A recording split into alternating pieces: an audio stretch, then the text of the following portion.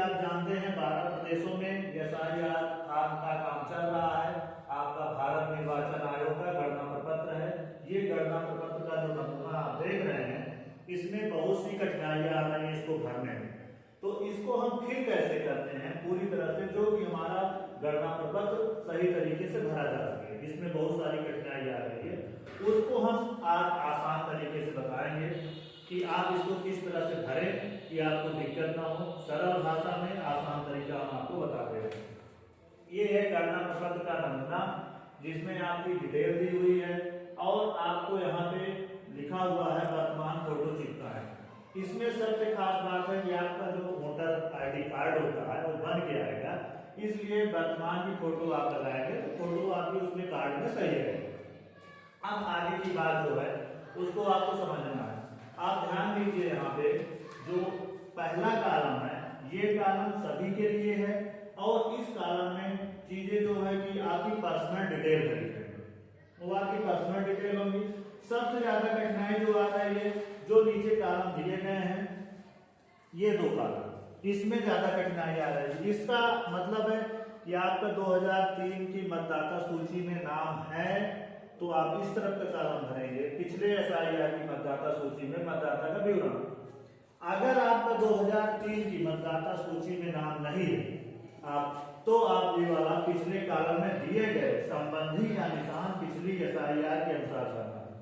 12 प्रदेशों में चल रहा है तो किसी में 2002 का रिकॉर्ड मांगा जा रहा है, किसी में 2005 का, लेकिन हम उत्तर प्रदेश से हैं तो उत्तर प्रदेश के बारे में जानेंगे। यूपी में इसका काम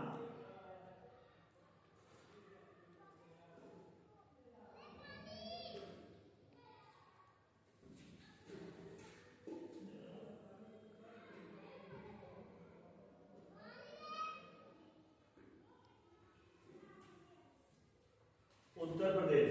तो यहाँ पे आपको जन्म तिथि भरनी है अपनी, जहां जो आपकी आधार कार्ड में है वोटर कार्ड को, उसको जो है आप जन्म तिथि भरेंगे। उसके बाद आप आधार संख्या भरेंगे, मोबाइल नंबर डालेंगे, एकदम पर्सनल डिटेल है। पिता या अभिभावक का नाम जो भी है, पिता का नाम जो अगर डाल रहे हैं आप तो पिता की जो इपिक नंबर है EPIC नंबर, उसको आप भरेंगे। माता का नाम भरेंगे, माता का इपिक नंबर भरेंगे आप। और पति या पत्नी के अगर भर रहे हैं, अगर आप पति हैं तो अपनी पत्नी का डाल दीजिए, अगर आप पत्नी का भर रहे हैं तो अपना नाम यहाँ पे नाम डाल दें और अपना इपिक नंबर डाल दें।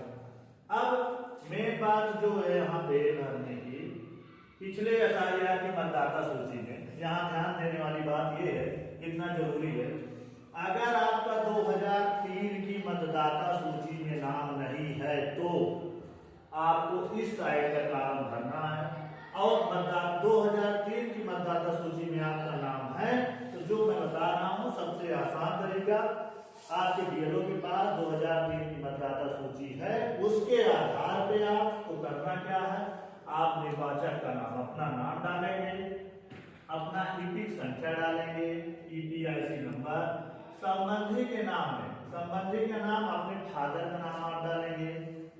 और संबंध, अगर आप फादर का नाम यहाँ पे लिख रहे हैं, पिता का नाम, तो यहाँ पे आप लिखेंगे जो है कि पिता, और फिर लिखना है जिला, राज्य का नाम, विधानसभा निर्वाचन क्षेत्र का नाम, विधानसभा निर्वाचन क्षेत्र की संख्या, सब डिटेल उसमें दिया है आपने 2003 की मतदाता सूची में, भाग संख्या और क्रम संख्या।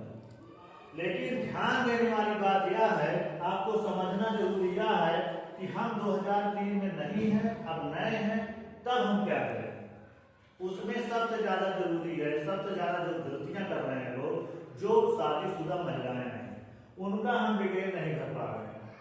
हम देख रहे हैं कि लोग आ रहे हैं, उनको नहीं कर, लेकिन जब कोई विवाहिता शादीशुदा लड़की है, औरत है, तो उसका जब डिटेल इसमें हम भरेंगे तो हम क्या करेंगे, उनके फादर का नाम या माता का नाम यहाँ पे लिखेंगे। जो शादीशुदा औरत है उसके पिता का नाम यहाँ लिखेंगे और उनकी EPIC नंबर यहाँ पे लिखेंगे।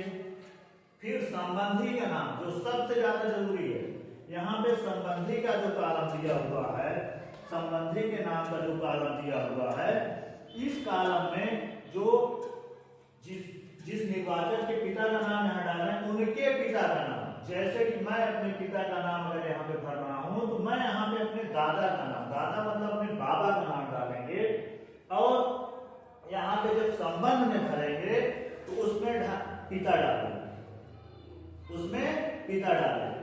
तो वही चीज है, जो शादीशुदा होते हैं वो अपने पिता का नाम या माता का नाम लिखने के बाद संबंधी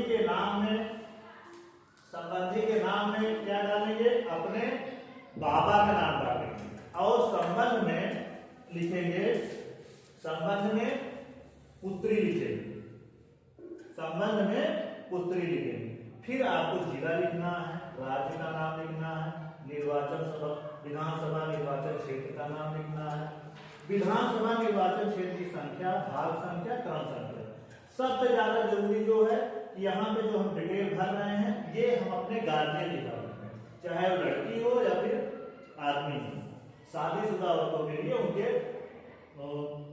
मायके संबंधित डिटेल यहाँ पे भरी जाएगी। और इसमें जो चीजें ना समझ में आए उसको आप कमेंट सेक्शन में हमसे